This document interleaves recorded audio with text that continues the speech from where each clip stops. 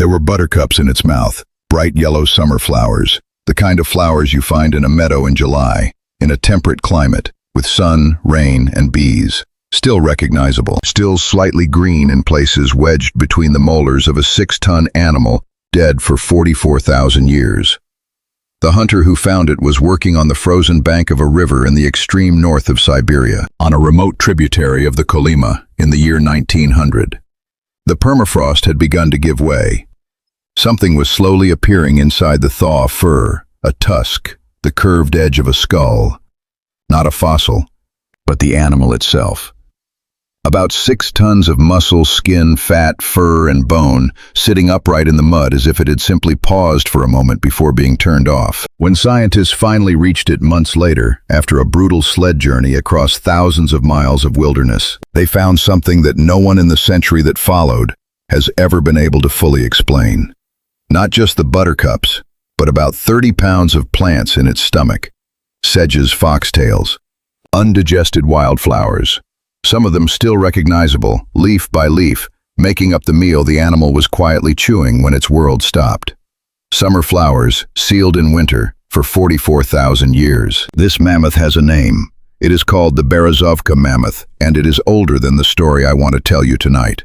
It was not killed by the event we are here for, but it is, in its own silent way, an ambassador of that event. Because what it shows before we add anything else is this.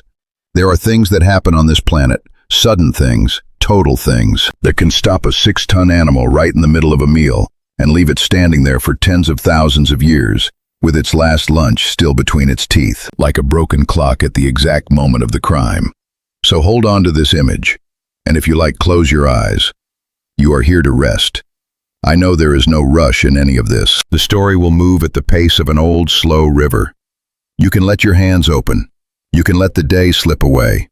No matter where your mind drifts, no matter where sleep finds you, the words will carry on softly in the dark. What I want to talk to you about didn't happen 44,000 years ago. It happened 12,800 years ago.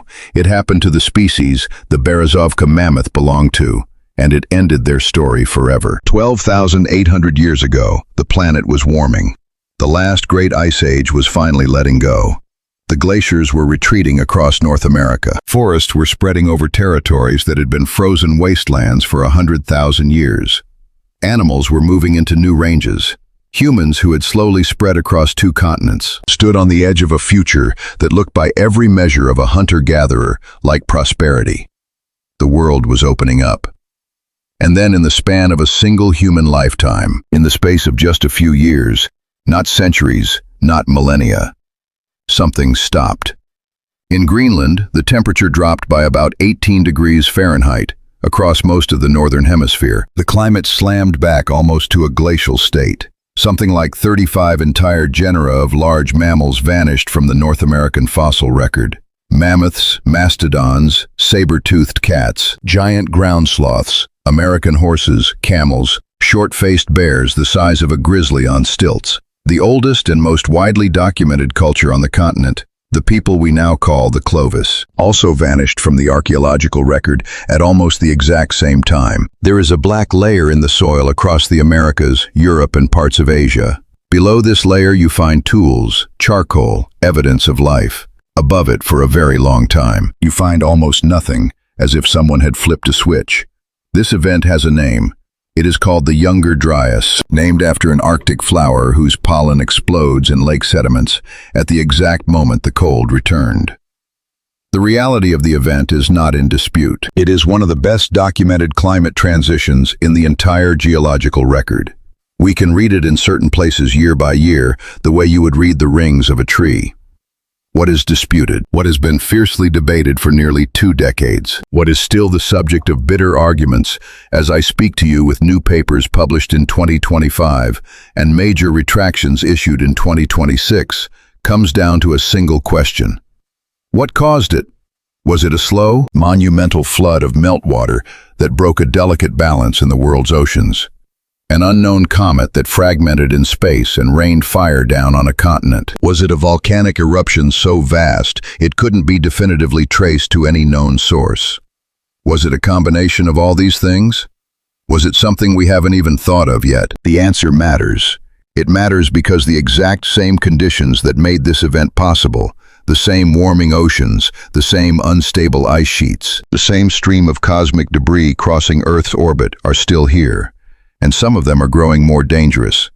In November 2025, the Icelandic government declared that the potential collapse of one of the ocean currents involved in the Younger Dryas constituted a national security threat. They were not the only ones worrying. So this is the story I want to tell you tonight. Not the simple version, not the movie version where one heroic theory wins and everyone else looks foolish. The real version, where the science isn't settled, where the evidence points in both directions, where some papers are retracted while others are quietly confirmed, where a man named J. Harlan Bretz spent 40 years being mocked for telling the truth, and where the people who built the oldest stone temples on Earth began to build them at the exact moment the cold finally broke. Here is what we know, here is what we don't know, and here is why so much time later, lying here in the dark, it still matters. To understand what was lost, you have to understand what was there. 14,000 years ago, the world looked nothing like it does today. The last ice age, technically the last glacial maximum, had reached its peak about 6,000 years earlier.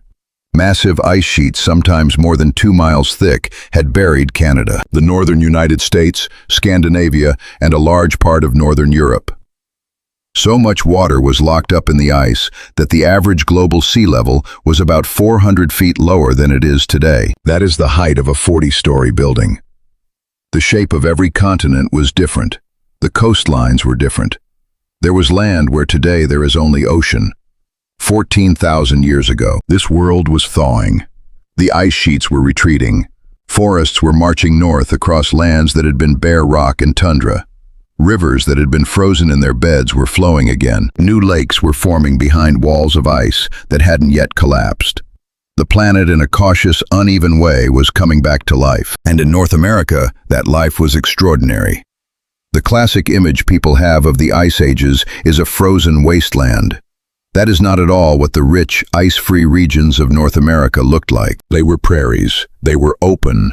Woodlands. They were savannas. They were filled with animals so magnificent that if you saw them now, you wouldn't believe you were looking at North America. It was something like the Serengeti today, but larger, colder, and stranger. There were mammoths, Columbian mammoths in the south, woolly mammoths in the north, both species standing 13 feet at the shoulder and weighing up to 10 tons. There were mastodons, slightly smaller, with different teeth and a stockier build, browsing in the mixed forests. There were giant ground sloths, the size of small elephants, slow-moving herbivores whose claws could strip the bark from a tree in a single swipe. There were American horses. Yes, horses native to this continent, evolving here, hunted here. There were camels. There were short-faced bears with leg bones proportioned for running. Perhaps the most powerful land predator North America has ever known. There were saber-toothed cats. There were dire wolves larger and heavier than the gray wolves that still walk the earth. There were glyptodonts in the south, armored mammals resembling armadillos the size of a Volkswagen. There were teratorns, vultures with wingspans approaching 16 feet, riding the thermals high above the herds. It was without a doubt one of the great Pleistocene faunas of the planet.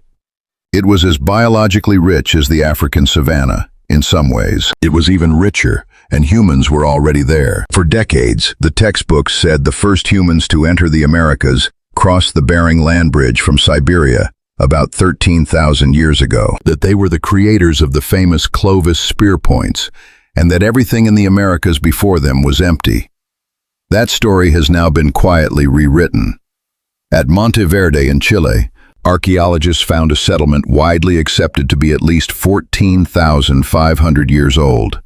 Wood plant remains, tools, the remnants of a small community of people living deep in southern South America more than 1,000 years before the Clovis, on a continent the Clovis were supposed to have entered first. At White Sands, New Mexico, a series of human footprints preserved in the ancient sediments of a lakeshore have been dated in studies that remain genuinely contested but are taken seriously enough to upend the field to about 23,000 years ago. Other sites, the Bluefish Caves in the Yukon, Cooper's Ferry in Idaho, keep pushing the human story in the Americas further and further back. When we talk about the people who were there 12,800 years ago, we are not talking about newcomers. We are talking about populations that had been on these continents for thousands of years, perhaps tens of thousands of years. We are talking about people who knew the land, who had figured out how to hunt mammoths, who had domesticated the dog, who had developed in different places, tool traditions perfectly adapted to the deserts, the forests, the river valleys, and the coasts. The Clovis culture is the one we see most clearly in the archaeological record because of those spear points. They are unmistakable, long, lance-shaped fluted on both sides, a thin channel carved from the base where the point was hafted onto the wooden shaft. Modern flint knappers professionals who have spent their lives learning to work stone still study these points and still struggle to replicate them cleanly. They are technically extraordinary objects. They appear fully formed in the archaeological record about 13,000 years ago. They spread across almost the entire continent in the space of a single human generation. And then 12,800 years ago, almost exactly as the cold returns, they vanish. This is the world we are talking about. A continent of giant animals, a network of human cultures, some ancient, the most archaeologically visible of which had been making its distinctive spear points for hundreds of years. The glaciers retreating, the forests expanding, the sea levels slowly rising as the ice melted. The spring they had been waiting for over tens of thousands of years. In Northern Europe, in what is now Germany and Denmark, the same recovery is underway. Herds of reindeer are pushing north. The hunter-gatherer cultures of the late Magdalenian and early Mesolithic are following them. In what is now beneath the North Sea, a vast land we currently call Doggerland is alive with rivers, forests, and people. A plain the size of a country, stretching across what is today open water. In Anatolia, in modern Turkey, something is stirring. Within a few centuries, on a very particular hill now called Göbekli Tepe, people are going to start doing something no one has ever seen them do before. But that comes later in the story. For now, the world is opening up. The future looks bright, and then very suddenly, it isn't. What characterizes the Younger Dryas, the reason it haunts climate scientists, is the speed. Climate change as a phrase has come to mean something highly specific in our time, and most of us picture it as a slow process, a few tenths of a degree per decade, glaciers retreating over the course of a human life, coastlines creeping inward across generations. That is what we have lived with. That is what we know. The Younger Dryas was not that. The Younger Dryas belonged to an entirely different category of events. We can read it because the Greenland ice sheet does something remarkable. Every year in the dead of the polar winter, fresh snow falls and freezes. And in the summer, the surface partially melts and refreezes, leaving a slightly different layer. Layer upon layer, year after year, for hundreds of thousands of years, an annual ledger builds up. The ice cores drilled from this sheet, the GISP2 core, the NGRIP core, the GRIP core, give us a year-by-year, sometimes month-by-month archive of what the atmosphere was doing at the top of the world 100,000 years ago and beyond. You can measure the ratio of oxygen 18 to oxygen 16 in the trapped water molecules and use it as a thermometer. You can measure the dust to estimate how stormy the climate was. You can measure sea salt to estimate sea ice. You can extract air bubbles smaller than a grain of rice and measure the carbon dioxide of the prehistoric atmosphere. It is, quite literally, time itself frozen in slow motion. What these cores show about 12,800 years ago is not a transition. It is a wall. The temperature plummets by about 18 degrees Fahrenheit in Greenland within the space of a decade. Some records suggest the most extreme drop happened in far less than a century, perhaps a single generation. Whatever number you land on, it is not climate change as we understand it. It is a system breaking. It is the difference between someone slowly turning down a thermostat and someone ripping out a fuse. It is worth pausing on what this actually means, because the speed of the Younger Dryas onset is not a casual estimate. It is a number that was pulled sample by people who spent their professional lives drilling ice. The Greenland Ice Core teams, primarily the Greenland Ice Sheet Project 2, which finished drilling in 1993, and the more recent North Greenland Ice Core Project, which finished in 2003, produced cylindrical cores of ice extending more than 2 miles deep into the sheet. The bottom of the ice is over 100,000 years old. Each core is sectioned into 3-foot lengths, and each piece is studied by labs in Europe, North America, and Asia. Some labs measure dust, others measure isotopes, others measure trapped gases, and still others measure the shape of individual annual layers, looking for the visual signature of summer and winter snowfall. For the upper part of the core covering the last 10 to 15,000 years, the layers are thick enough to be counted individually. You can sit with a section of ice and count the bands year by year, exactly the same way you count tree rings on a stump. For the older parts of the core, where the layers have been compressed by the weight of the ice above, the counting becomes statistical. But for the window of the Younger Dryas, the resolution is genuinely annual. This is what allows scientists to say, without watering down the truth, that the temperature drop happened in the span of years, rather than centuries. They counted the years. Lake Suigetsu in Japan holds annually layered sediments going back 50,000 years. Every year, organic matter falls in the autumn, mineral dust in the winter, and the result is a finely banded core you can count like tree rings. The Younger Dryas is there at the exact same date. Cave formations, speleothems, stalagmites, and flow stones that grow on cave floors, as mineralized water drips over millennia, also preserve climate records in their layers. Caves in Germany, Spain, China, and Brazil all show a brutal shift at the very same moment.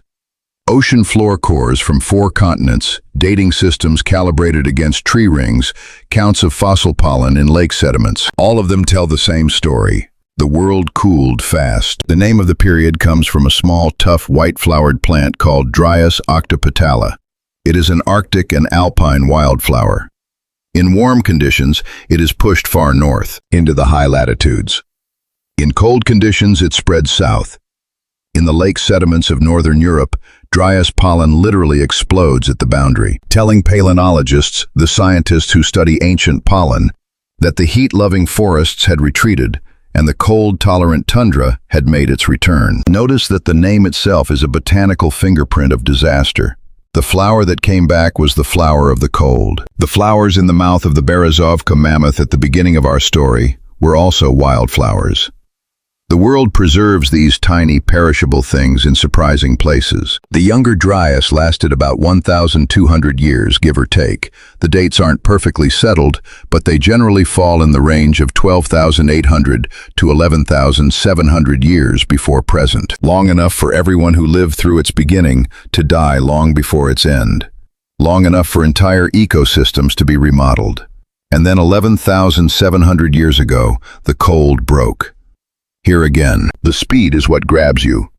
In the Greenland records, the rebound back to warmth happened by some measures in a mere 40 to 50 years. A child born into a world of glaciers and tundra could have lived long enough to see forests where there had been ice fields and flowing rivers where there had been frozen earth. 2 of the most violent climate transitions in all of human history bookend this single event, its onset and its end, both compressed into what amounts to a human lifespan.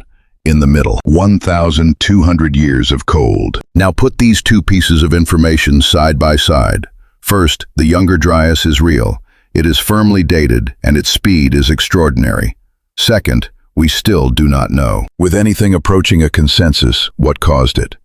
18 years of fierce scientific debate, dozens of major papers, billions of grains of mineral analysis, and we still can't agree on what pushed the world over the edge. The disagreement isn't because the data is bad. The disagreement exists because the data is genuinely ambiguous. 2 profoundly different mechanisms could have produced very similar fingerprints. And recent discoveries, some dating to just last year, have only made the picture more complex. Before we get to the competing explanations, we need to look at what the event left in the ground. Some of the physical evidence is so spectacular and so far outside the range of normal geological processes that it would be irresponsible to talk about causes without first walking the fields, the riverbed, and the canyons where the scars are still visible to anyone willing to look. In southeastern Arizona, at the bottom of a dry riverbed called Curry Draw, sits a place named Murray Springs. To the casual visitor, it looks like nothing. Sagebrush, mesquite gravel, a shallow notch where water once flowed. If you know what you're looking for, the wall of the ravine tells you a story. There is a thin, dark band running right through the pale soil. It's a couple of inches thick. The dirt above is yellowish, the dirt below is yellowish. The band itself is the color of charcoal and old leaves. It looks, quite frankly, like the ashes of a campfire that have been pressed flat and turned to stone. This is what archaeologists call the Black Mat. Murray Springs is one of the most carefully studied late Ice Age sites in North America. The eminent geoarchaeologist C. Vance Haynes, Jr. spent decades there, and the story he carefully read in the layers is precise enough to be unsettling. Below the Black Mat, in beautifully preserved sediments, you find articulated mammoth bones. Bones still in the position they would have been if the animal had simply lain down and died. You find the bones of bison, horses, camels. You find Clovis spear points lodged in the bones, sometimes still associated with the butchery marks that accompanied them. You find a hearth, a fire pit, with clear evidence of human use. You find a world where a band of Clovis hunters had brought down a mammoth, butchered it, eaten some of it, and walked away. Above the Black Mat you find practically nothing. No mammoths, no Clovis tools, no hearths. The site, in human terms, is dead. Whatever was happening at Murray Springs, it ended the day that black layer formed. And whatever that layer was, it sealed the previous world beneath it like a lid. Haynes himself, who is an exceptionally cautious scientist, wrote that stratigraphically and chronologically, the extinction appears to have been catastrophic, seemingly too sudden and extensive for either human predation or climate change to have been the primary cause. That is the language of a careful man trying very hard not to say catastrophe while knowing the word fits. Murray Springs is not the only place. The Black Mat, sometimes called the Younger Dryas boundary layer, has been described at dozens of sites spread across the American Southwest, the Great Plains, the Atlantic coast, as well as in Europe and the Middle East. The number of confirmed or candidate sites now stretches well past 90. 2/3 of the well-studied sites show the exact same pattern, the same sudden lid, the same silence above it. What exactly this layer is depends on who you ask. In some places, it is mostly organic, composed of algae and decayed plants, suggesting a sudden expansion of wetlands and a die-off of vegetation. In other places it contains charcoal soot and polycyclic aromatic hydrocarbons, the chemical signatures of massive wildfires. In the most unusual sites, and this is where the story takes a sharp turn, the bottom of the Black Mat contains things that shouldn't be there. In 2007, in a paper published in the Proceedings of the National Academy of Sciences, PNAS, nuclear physicist Richard Firestone and a team of more than 24 co-authors reported a series of striking discoveries at the base of the Black Mat across multiple Younger Dryas boundary sites. They reported magnetic microspherules, tiny perfectly spherical beads rich in iron, the size of fine sand grains, at concentrations far higher than in the surrounding sediments. They reported carbon spherules and glass-like carbon, the kind of materials that form when biomass is heated to extreme temperatures and then rapidly cooled. They reported nanodiamonds, nanoscale diamond crystals far too small to be seen, embedded in the layer in quantities that they argued required pressures and temperatures that almost nothing on the surface of the Earth could produce. They reported elevated levels of iridium, a rare element in the Earth's crust, but relatively abundant in many meteorites. They reported melt glass silica that had been heated until it flowed and then frozen. A few years later, a distinguished team led by Michael Pateyev at Harvard would report a sharp spike in platinum in the GISP-2 ice core, dated almost exactly to the Younger Dryas boundary, a discovery that would give the impact thesis its most frequently cited piece of evidence, and which would generate its own body of debate over the next decade. Firestone and his co-authors argued based on the terrestrial markers that what had buried Murray Springs and all the other sites, what had drawn the line above which Clovis tools no longer appeared, what had perhaps even initiated the Younger Dryas itself, was a cosmic event. A comet, or fragments of one, raining fire down on the northern hemisphere 12,800 years ago. That claim has been bitterly debated ever since. Some evidence has held up well. The microspherules have been confirmed at many of the original sites and at new ones. The nanodiamonds, perhaps the most exotic and contested markers, have been found by independent labs at a smaller number of sites, but found nonetheless. Pateyev's platinum signal, when first published in 2013, was independently replicated and is no longer questioned as a real anomaly in the Greenland ice. What its actual source is, that is the question still sparking clashes.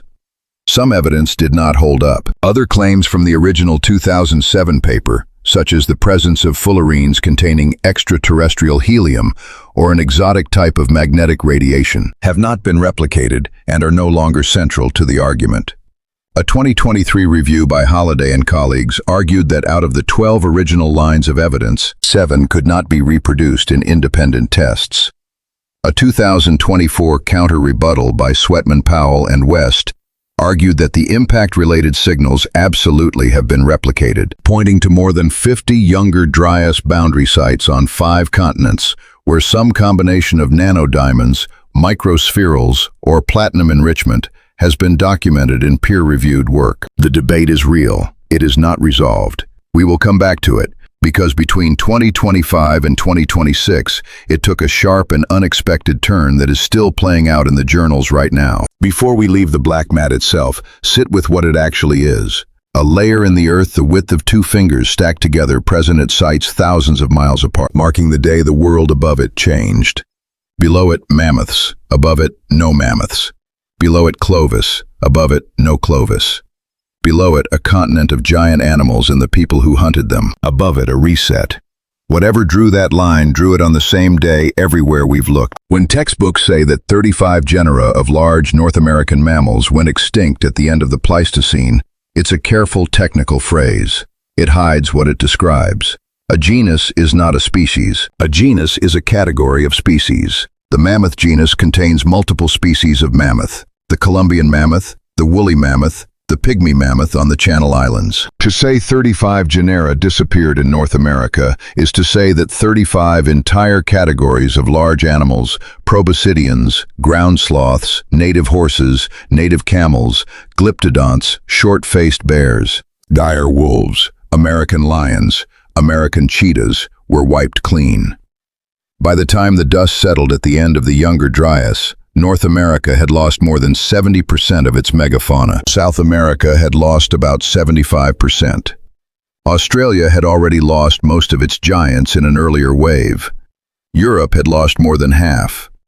Africa, where animals had co-evolved with tool-making primates for millions of years, was the least affected, losing only about a fifth of its largest mammals. This asymmetry is one of the things that led scientists to believe humans played a role in the extinctions. The continents where humans had arrived evolutionarily recently lost more than the continent where humans were the oldest established neighbors. But the timing in North America is the part that demands an explanation. The most rigorously dated extinctions in North America cluster between roughly 12,000 and 10,000 radiocarbon years before present. In calendar years, a window of about 12,000 to 13,000 years ago. The last appearance dates for mammoths, mastodons, American horses, native camels, and several other species land right at or just before the onset of the Younger Dryas. A 2009 paper in the journal PNAS by Faith and Surovell concluded that the disappearance of these animals from the North American fossil record can be characterized as broadly synchronous, and the authors used the phrase, a geological instant. Sit with that.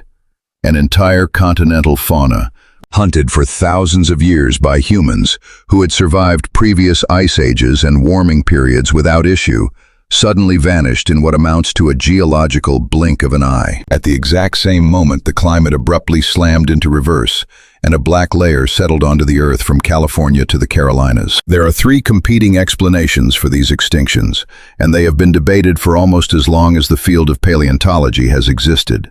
The first is overhunting, the idea that human hunters arriving on a continent of large mammals that had no evolutionary experience with us simply hunted them to extinction. This is the classic theory associated with Paul Martin. It has an obvious appeal: the arrival of humans at the right time, the disappearance of megafauna shortly after. The continents that lost the most are the ones we arrived on most recently. However, in its simplest form, it has problems. The human population on the continent at the time was small. The herds were immense. Killing a mammoth or a giant sloth is not a trivial undertaking. And many species that went extinct, like birds the size of walnuts, small carnivores, animals for which there is zero archaeological evidence that humans bothered hunting them, disappeared along with the mammoths.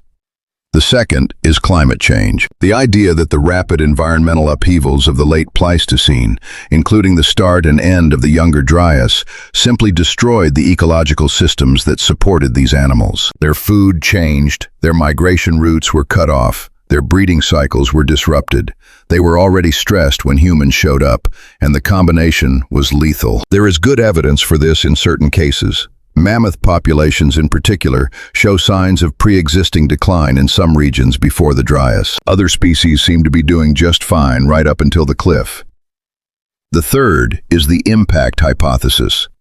The idea that a sudden external event, perhaps a cosmic impact, perhaps large-scale volcanism killed the megafauna directly through fire and shock, and indirectly through the climate change it triggered. The evidence here is the black mat itself, the platinum spike, the microspherules, the burn signatures. The nuanced answer in modern paleoecology is that the extinctions likely had multiple causes. A 2024 review paper, drawing on more than 360 individual studies, found that the pattern is genuinely complex. For some species, climate is the best predictor. For others, it's human hunting. For a few, the two seem to interact. The 1-2 punch idea that a stressed fauna encountering a brand new, highly capable predator just couldn't recover forms the consensus framework. What the impact hypothesis adds is the possibility of a third punch delivered from above at exactly the worst moment. What is hardest to dismiss is the timeline. Whatever the exact mechanisms, the synchronicity of so many disappearances 12,800 years ago is not a coincidence. Whatever happened during those years was severe enough to wipe out species that had survived prior glaciations and warmings without issue. It wasn't just the megafauna. Plant communities reshuffled. Bird populations collapsed. The forests of eastern North America took thousands of years to fully recover, and they came back as different forests in different combinations, with different dominant species than before. The world above the black mat was not in any simple sense a quieter version of the world below it. It was a different world, emptier, less wild, smaller in average body size, with humans slowly but undeniably becoming the apex predator on most continents by default. Not because they had outcompeted the others, but because the others were gone. For the first time in the 30-million-year history of the Proboscidean order, there were no native elephants left anywhere in the Western Hemisphere. There still aren't today. If you fly over eastern Washington state on a clear day, look down. What you will see between the Cascade Range and the Idaho border is one of the strangest stretches of land on the face of the globe. There are scars of long sweeping channels hundreds of yards wide, gouged entirely through the black basalt rock. There are dry waterfalls, cliffs hundreds of feet high, where no water flows today. Waterfalls that dwarf Niagara, that cannot be explained by any river that has ever existed in the region. There are immense cigar-shaped gravel bars the size of small mountains. There are potholes carved into solid rock deep enough to swallow a building.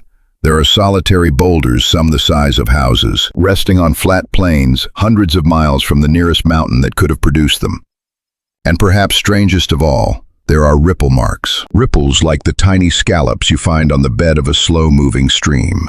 Except these ripples are 24 feet high. From the ground, you can't even recognize them as ripples. They are too vast. You only see them from the air, where the pattern resolves into a massive, unmistakable corrugated sheet of frozen currents. This region is called the Channeled Scabland. It covers about 16,000 square miles. And for almost 40 years, the most respected geologists in North America insisted with absolute confidence that nothing dramatic had ever happened there. To understand why, you have to understand the central tenet of geology, as it was taught for most of the 19th and 20th centuries: uniformitarianism, the idea that the present is the key to the past. The slow processes you can observe today wind erosion rivers carving valleys grain by grain. Glaciers grinding rock into flour are the only forces that shape the landscape given enough time. Geology in this framework is patient. Catastrophes, huge, sudden events, were considered superstition. Catastrophism as a term was an insult. It was associated with biblical literalism, with Noah's flood, with a kind of naive thinking that real scientists had moved past. Into this orthodoxy in the 1920s walked a high school teacher turned geologist named J. Harlan Bretz. Bretz was not a famous figure. He was a field geologist who had gotten his PhD, taken a teaching post at the University of Chicago, and spent his summers walking across eastern Washington with a rock hammer and a notebook. He looked at the ripples, he looked at the dry cataracts, he looked at the boulders, he looked at the channels, and he came to a conclusion that by the standards of his day was professionally suicidal. He argued in a series of papers starting in 1923 that the scablands had been carved by a single colossal flood. Not a long-term process, not a slow scouring by glacial meltwater over thousands of years. A flood. A single event. Water hundreds of feet deep moving across the basalt at violent speeds for days, carving canyons, dropping house-sized boulders, and tearing up giant dune-sized ripple marks. The reaction from the geological establishment was furious. In January 1927, Bretz was invited to present his work at a meeting of the Geological Society of Washington in Washington, D.C. The room was packed. Several other geologists stood ready with prepared rebuttals to demolish his theory. Most of them had never been to the scablands. They didn't need to. The very shape of the argument was unacceptable. A catastrophic flood was not science. What hurt Bretz most wasn't the disagreement, but the refusal to look. Many of these critics never visited the field. They argued from theory, not from evidence. For decades, mainstream geology textbooks treated his work as a fringe view, an embarrassment, the kind of thing you argued against to demonstrate your seriousness. There was, however, a problem with Bretz's own theory, one he readily admitted: he didn't have the source of the water. Carving the scablands required something on the order of 500 cubic miles of water, released in a matter of days. There was no plausible way, under the understanding of glacial geology in the early 20th century, that such a volume could be generated. That problem was solved by accident, by another geologist working in an entirely different area. His name was Joseph Pardee, and he was studying the deposits of a massive ancient lake in western Montana.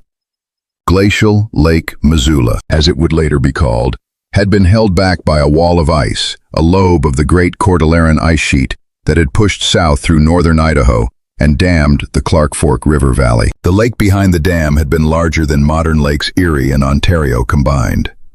Pardee, walking the floor of the now dry lake, found ripple marks of his own submerged ripples on the lake bed, indicating that extremely strong currents had once moved through it. The kind of currents that could only exist if the entire lake had drained suddenly following a catastrophic failure of the ice dam. Bretz had his source. The rupture of glacial Lake Missoula released the floodwaters that scoured the scablands. And as further work revealed, it wasn't a single event. The dam broke, and reformed perhaps dozens of times over thousands of years, each time unleashing a new catastrophic flood across eastern Washington and down the Columbia River system to the Pacific. Slowly, very slowly, over decades, the geological community came around. In the 1960s, a group of distinguished geologists took a field trip through the scablands, walking the same ground Bretz had. At the end of the trip, they sent him a telegram. It read roughly, "Greetings, we are all catastrophists now."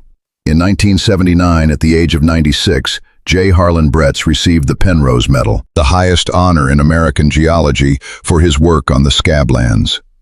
He died 2 years later.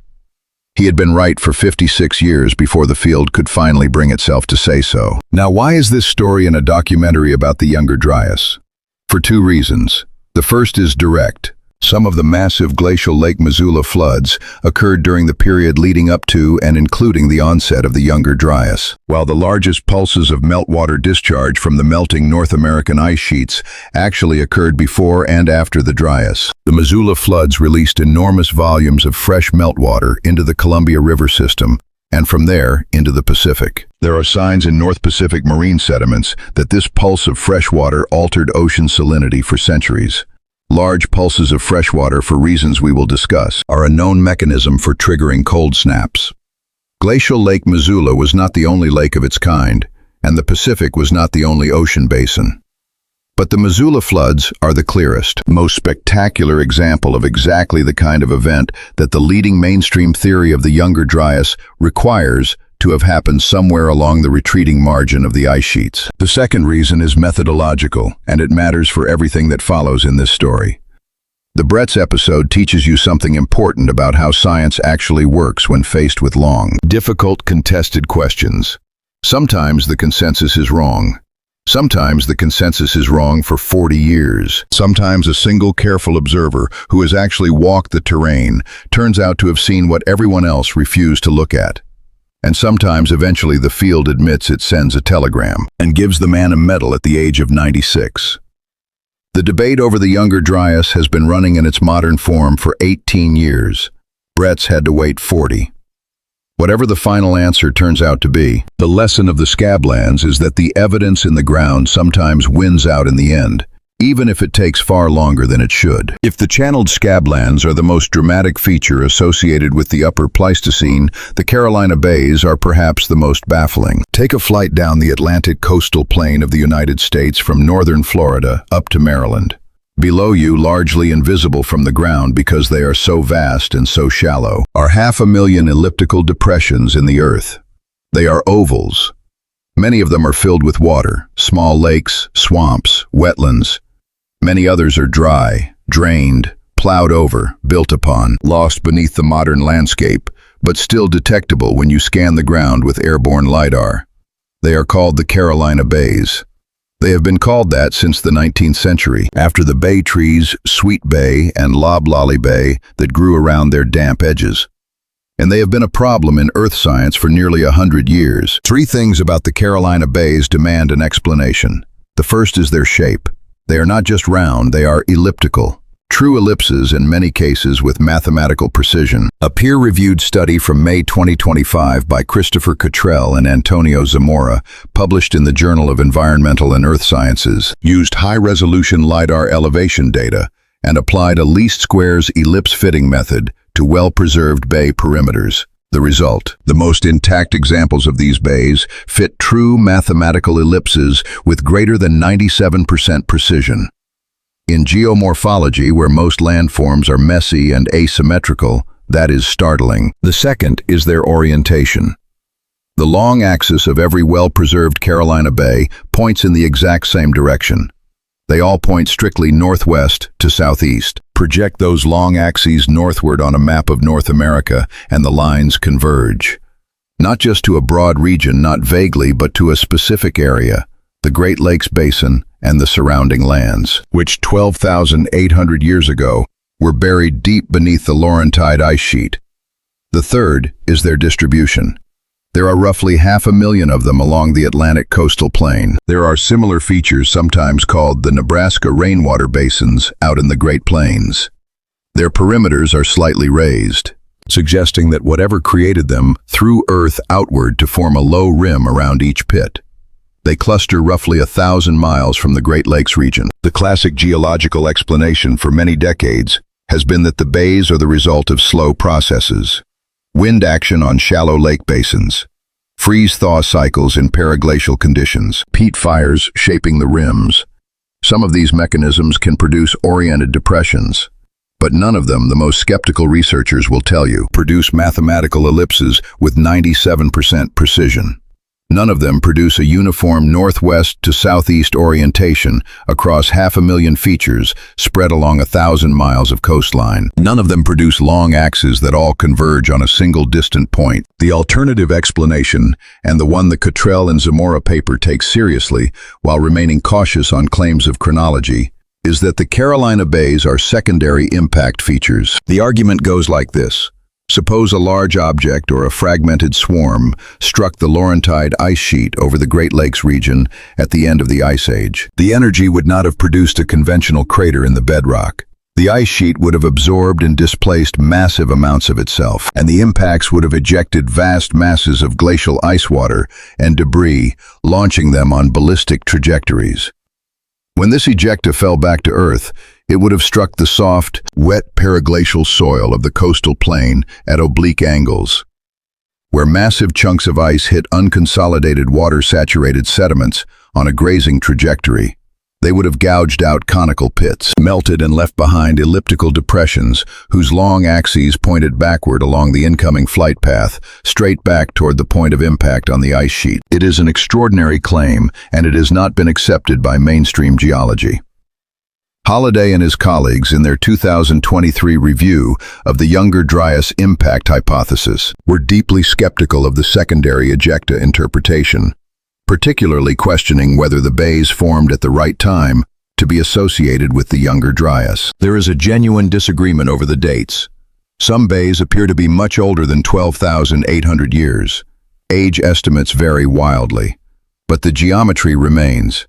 The orientation remains. The point of convergence, that silent, accusing arrow on the map drawn by 500,000 depressions, all pointing north-northwest to exactly where the ice sheet used to be, remains unexplained by any conventional mechanism proposed to date. Read strictly at face value, the geometry would seem to indicate a single shared event, though the lack of accepted dating means this inference cannot be locked down like the black mat, like the platinum, like the nanodiamonds, like the burn layers on multiple continents.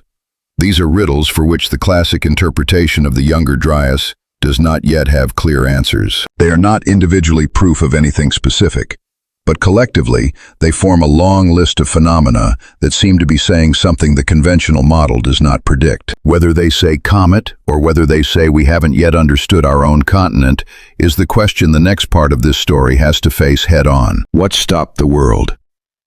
There are two main candidates. They aren't the only ones. We'll talk about volcanism in a moment, but they are the two that have dominated the conversation for nearly 20 years. They are not symmetrical. One is the long-standing classic hypothesis, well supported by a particular set of evidence and accepted by most working climate scientists. The other is younger, controversial, and far less mainstream, but it has refused to die, and the last few years have seen both new evidence in its favor and major retractions of papers that propose to support it. Let's take them one by one fairly, on their merits. Explanation 1. Meltwater and the conveyor belt. The first, oldest, and most widely accepted explanation carries the somewhat clinical name of the AMOC shutdown hypothesis. AMOC stands for the Atlantic Meridional Overturning Circulation. It is the formal scientific name for what most people loosely call the Gulf Stream. While the Gulf Stream is only a part of it, the AMOC is in essence the thermal conveyor belt of the planet. Warm, salty surface water moves north through the Atlantic from the tropics. As it travels, it loses heat to the air above it. By the time it reaches the latitudes of Iceland, Greenland, and the Norwegian Sea, it is cold and very salty. And because cold, salty water is dense, it sinks. This sinking pulls more warm water north to replace it, and the cold, dense water flows south, deep underwater, eventually rising in other parts of the global ocean, completing the loop. This is why London, which sits at roughly the same latitude as Calgary, Canada, has mild winters. It is why Dublin is not an Arctic city. It is why fishing fleets can operate on the Norwegian coast year-round. The AMOC is a continent-scale heating system that has, for as long as we have records, kept the European face of the North Atlantic warmer than its latitude should allow. Consider what happens if you dump a vast amount of cold, fresh water onto the surface of the North Atlantic.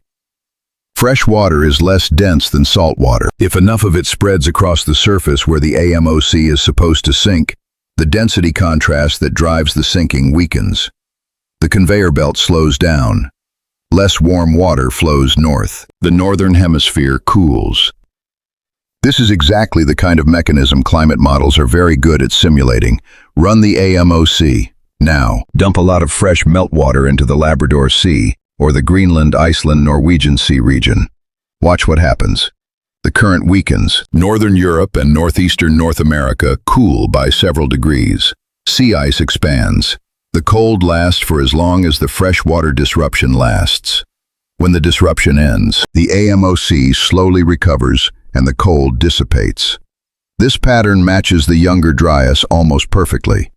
The onset of the cold is very rapid. It lasts for about 1,200 years, and then there is a rapid warming. Most of the cooling is concentrated in the North Atlantic basin, with weaker but real effects elsewhere. Exactly what you would expect from a shutdown of ocean circulation, rather than, say, a global volcanic winter. The freshwater pulse story has another piece of physical evidence on its side, and it brings us back to a name we already know. Glacial Lake Agassiz. This was one of the largest lakes in the entire history of the planet. At its maximum extent, it covered much of what is now central Canada and the north-central United States, holding back the meltwater of the retreating Laurentide ice sheet. By some estimates, it was larger than all the modern Great Lakes combined mile for mile. It was held in place by ice walls and moraines. When those barriers failed, and they failed multiple times in different directions over the late Pleistocene, Lake Agassiz drained. There is geological evidence consistent with one of these drainages occurring at roughly the right time to send a massive pulse of fresh, cold meltwater eastward.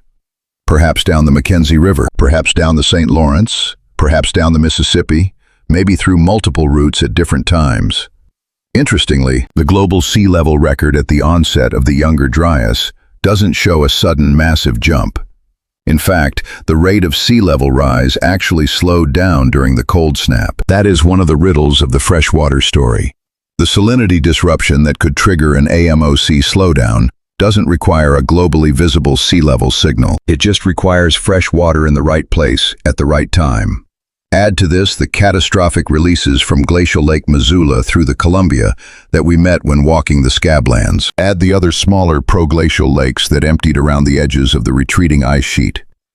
The total amount of cold, fresh water injected into the global ocean during this short window of time is staggering. Freshwater forcing is in a way the cleanest part of this story.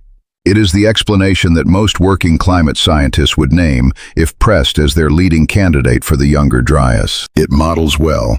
It is well supported by oceanographic data. It is consistent with the record of similar events earlier in the Pleistocene, the so-called Heinrich events, when ice sheet collapses produced cold snaps in the North Atlantic that look like miniature Younger Dryases. The one open question the meltwater story struggles with is the sheer speed of the onset.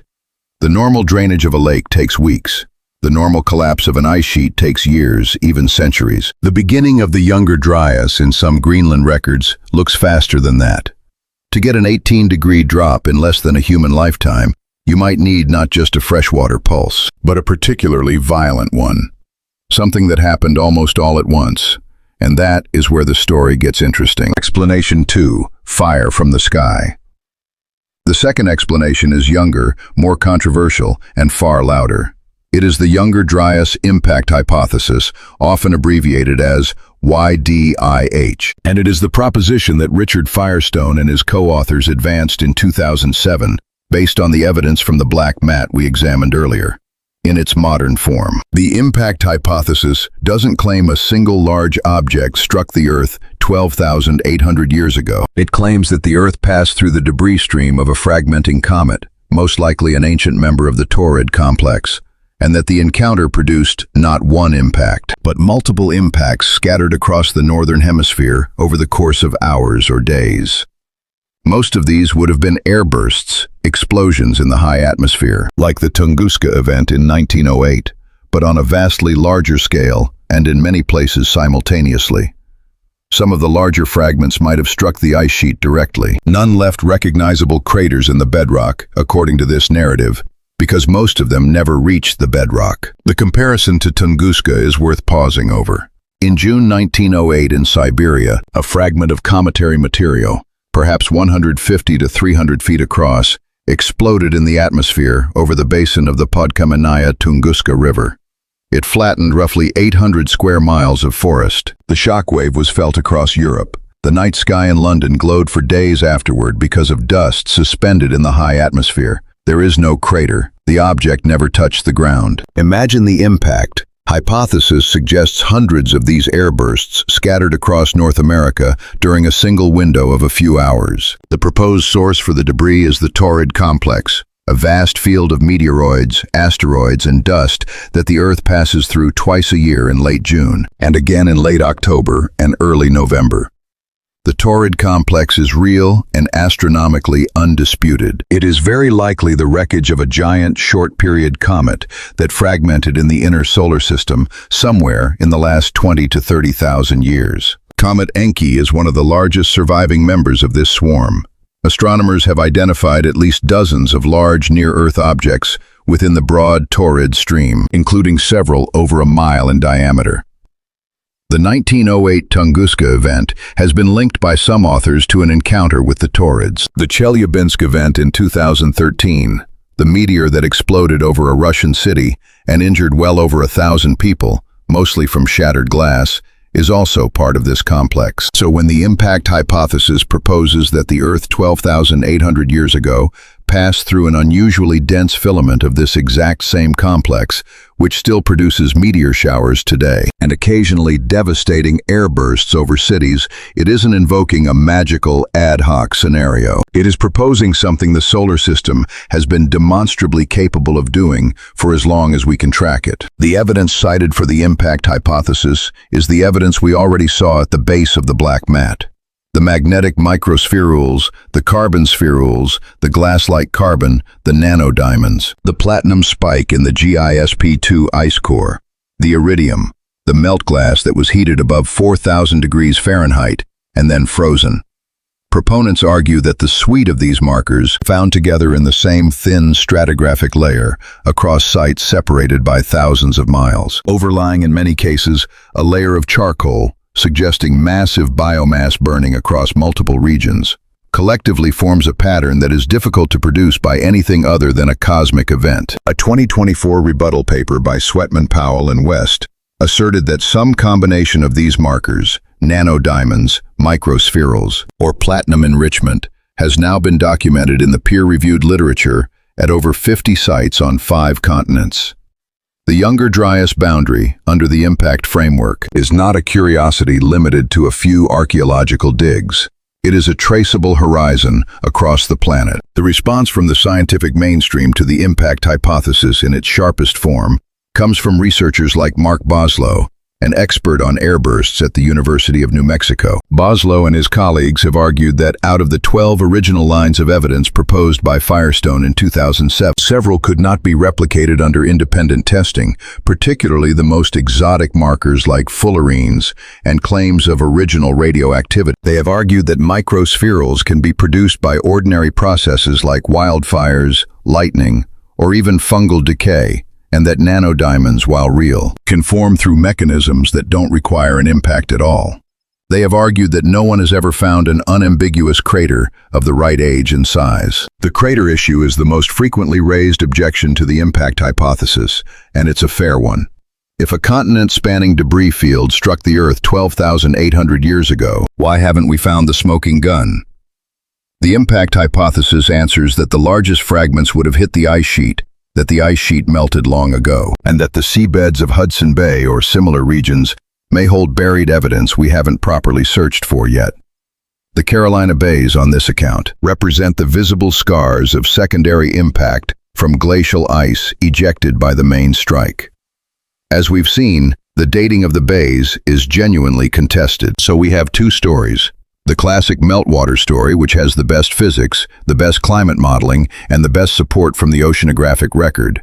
The minority impact story, which has the best explanation for the spike of unusual chemical and mineralogical markers in the boundary layer, and the best explanation for some of the most exotic geological features, like the Carolina Bays. These 2 stories are not in principle incompatible. The most parsimonious version of the impact hypothesis actually suggests that a cometary strike triggered or accelerated a meltwater pulse by destabilizing the ice sheet, causing rapid melting and feeding the exact freshwater mechanism that everyone agrees can produce the cold snap. From that perspective, you don't have to choose. The impact and the meltwater are 2 stages of the same event. But that is a hypothesis built on top of a hypothesis. The science as it stands is not settled, and the last few years of the debate have made the picture even more complicated. This is where this story becomes a snapshot of an ongoing fight, because there is no resolution, yet only movement. In 2023, an exhaustive review paper led by Holliday and a team of co-authors attacked the impact hypothesis at length. The paper was nearly 100,000 words long. It went through every original line of evidence, scoured the literature, and concluded that 7 of the 12 had not been independently replicated, and that the remaining markers could be explained by ordinary terrestrial mechanisms. It argued forcefully that the YDIH was in reality a failed hypothesis. A 2024 rebuttal by Sweatman and colleagues fired back hard. They argued the Holliday paper was a gish gallop, a dense barrage of arguments that weren't individually robust, and that the peer-reviewed, Literature actually contained replicated findings of impact-compatible markers at dozens of sites on multiple continents with synchronous dating. They added a new line of evidence: shocked quartz. Grains of sand with internal fracture patterns that in classic geology are only produced by extreme impact pressures. Shocked quartz is one of the most robust impact markers we have used to confirm the dinosaur-killing events at sites like Chicxulub. In August 2024, Christopher Moore of the University of South Carolina led a team that published in PLOS One what was described at the time as the most significant new evidence for the Younger Dryas impact hypothesis in years. They reported finding the same suite of markers, microspherules, metallic dust particles, geochemically consistent with cometary material, melt glass, and elevated platinum for the first time in marine sediment cores from Baffin Bay, off the west coast of Greenland. This was a big deal because previous evidence for the YDIH had come overwhelmingly from terrestrial sites, and skeptics had argued that contamination redeposition, or local earthbound processes, could explain the signals. Marine cores, sitting under thousands of feet of ocean water, were supposed to be much harder to contaminate. The 2024 paper made waves. It was covered by major media outlets. It was briefly treated as the moment the impact hypothesis finally crossed over into oceanic evidence and could no longer be ignored. In February 2026, very recently, relative to the perspective of this recording, PLOS One retracted the paper. The retraction notice is worth describing in its essence rather than word for word, because it is exceptionally detailed. The journal cited multiple problems. The authors had used citations that, upon review, didn't actually support the statements they were attached to. There were questions about the chronology, about how the radiocarbon dates were calibrated, and whether the calibrated dates actually fell squarely within the Younger Dryas window. Some of the materials interpreted as cosmic impact spherules had been re-examined by outside experts and identified instead as marine foraminifera microscopic, shelled plankton that are extremely common in marine sediments, and which are of course completely terrestrial in origin. There were concerns that some of the citation issues might have stemmed from an undisclosed use of AI tools in drafting the paper. A companion paper by James Kennett and a similar group of authors claiming to have found shocked quartz at Clovis sites from the Younger Dryas period, Murray Springs in Arizona, Blackwater Draw in New Mexico, and Arlington Canyon on California's Channel Islands, was retracted by PLOS One that same month for related concerns regarding the underlying age model and sampling strategy. Several of the original co-authors publicly disagreed with these retractions. Some felt the editorial process had been biased and unfair. Mark Boslow, the longtime YDIH critic from the University of New Mexico, was quoted on the episode in remarks that capture the core skeptical position. According to him, for nearly 2 decades, proponents of the impact hypothesis have been making claims for which they haven't always made the underlying data fully available for testing. And when independent scientists ask to verify the evidence, they are met with hostility rather than cooperation. 2 retractions in a single month would have been a dramatic moment in the history of the impact hypothesis under any circumstances. Proponents rightly argue that the retraction of 2 papers doesn't invalidate the underlying hypothesis, it invalidates those specific studies.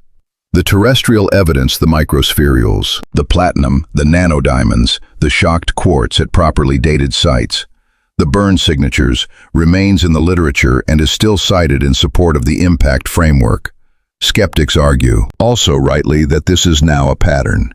A high-profile YDIH paper appears, makes headlines, attracts intense outside scrutiny, and is found to have problems. This is the 3rd major paper in this specific subfield to be retracted in recent years. The journal Scientific Reports retracted a highly publicized paper in April 2025 from some members of this same group who claimed to find evidence of an airburst destroying the Bronze Age city of Tal el-Hammam in Jordan, an event some had linked to the biblical destruction of Sodom. The journal cited errors in methodology analysis and interpretation of the mineralogical and geochemical data. Meanwhile, on the other side of the debate, the meltwater and AMOC story has taken its own hits, or more accurately, received its own complications.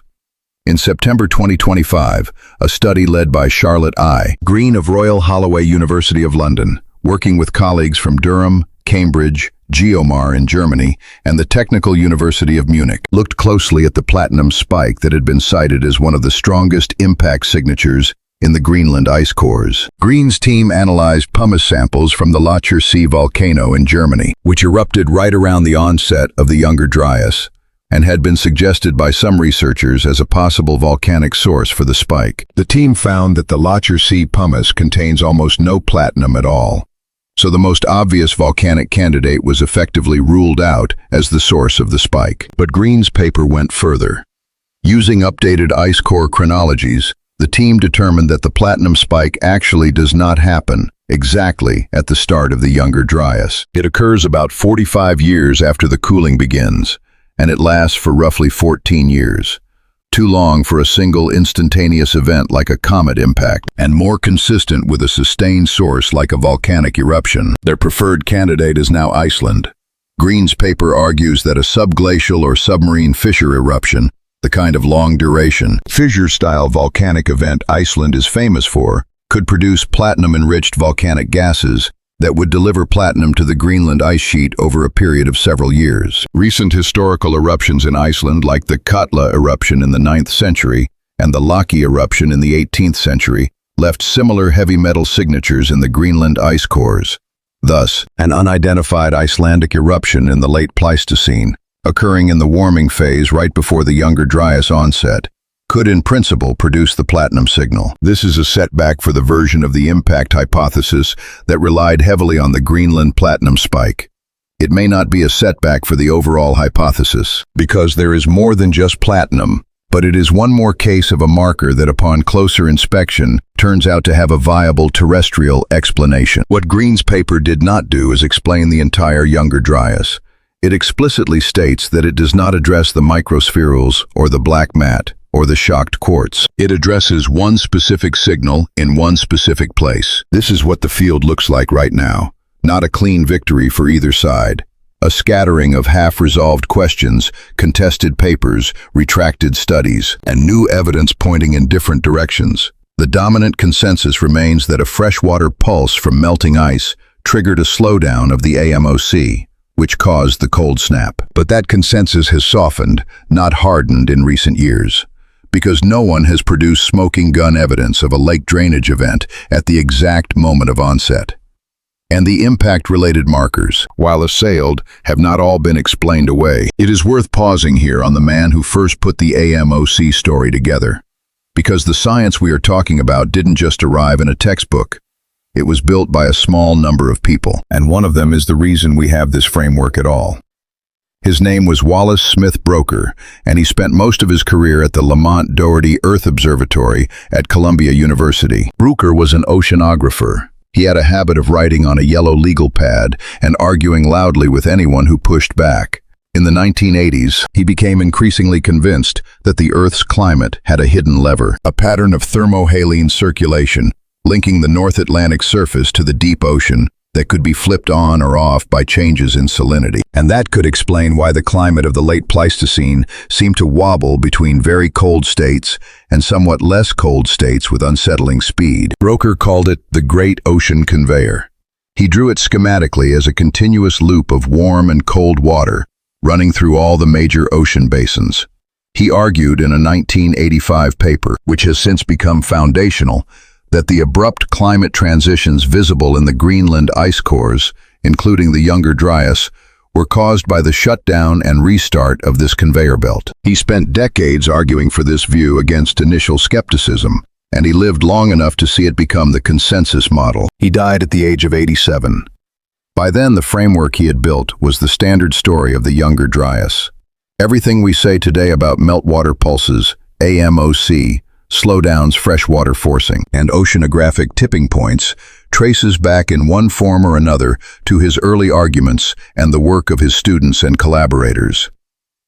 What Broecker also said, more than once toward the end of his life, was that the climate system was an angry beast with many switches, and we didn't fully understand it yet.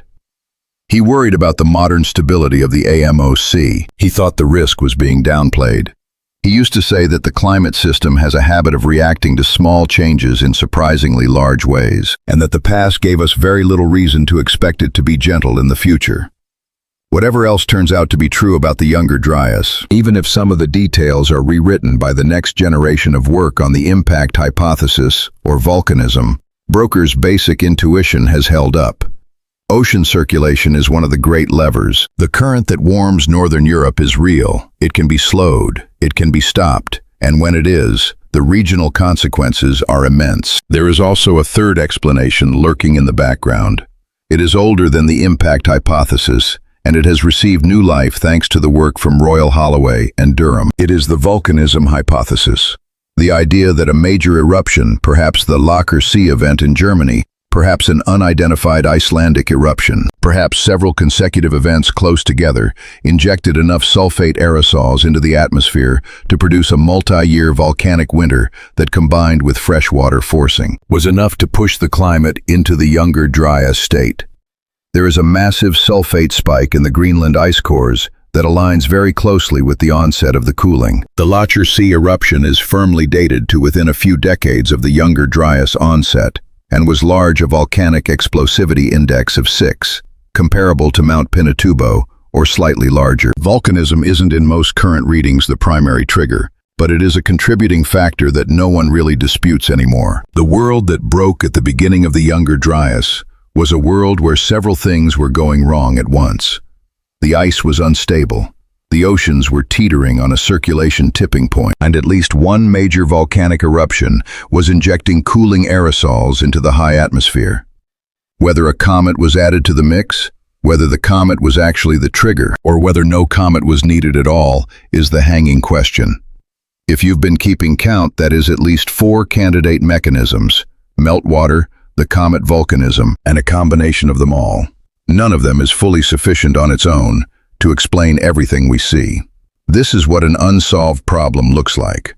Not a neat, dramatic mystery, but a tangle of partial answers. Now I want to take you somewhere else. Before we go to the hill in Anatolia where this story takes its strangest turn, there is a third site we need to walk through, because it sits at the intersection of the two threads of argument we've just woven together. It is a place where human evidence and impact evidence are layered right on top of each other in the same trench.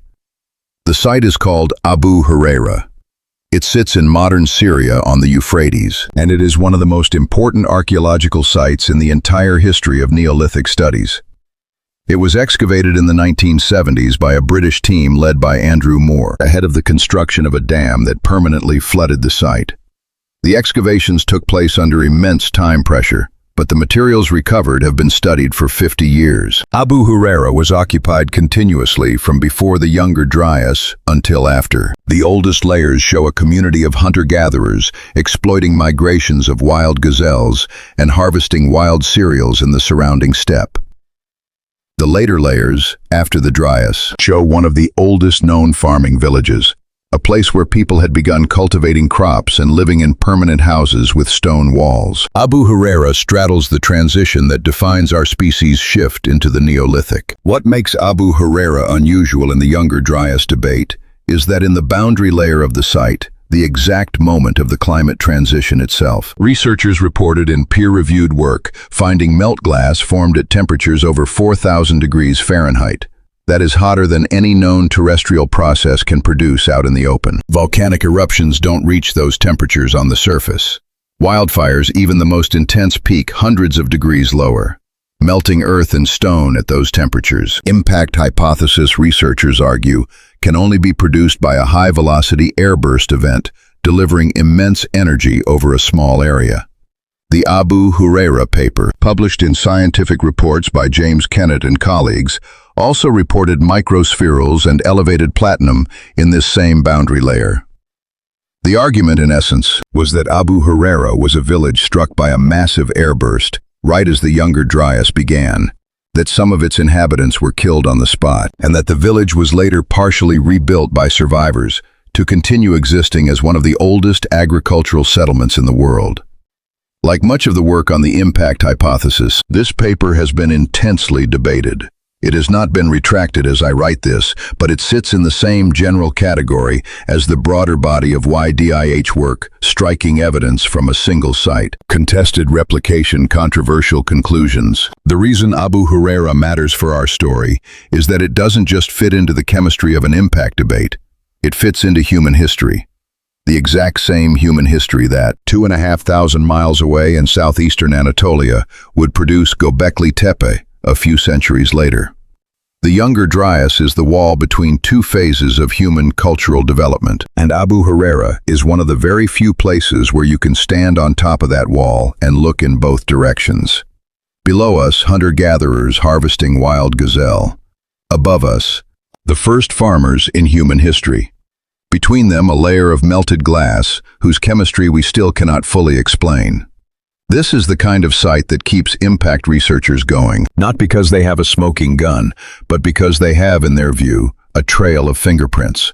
A trail that has lengthened over the last decade, even if individual prints are contested. Let's travel now to southeastern Anatolia in modern Turkey.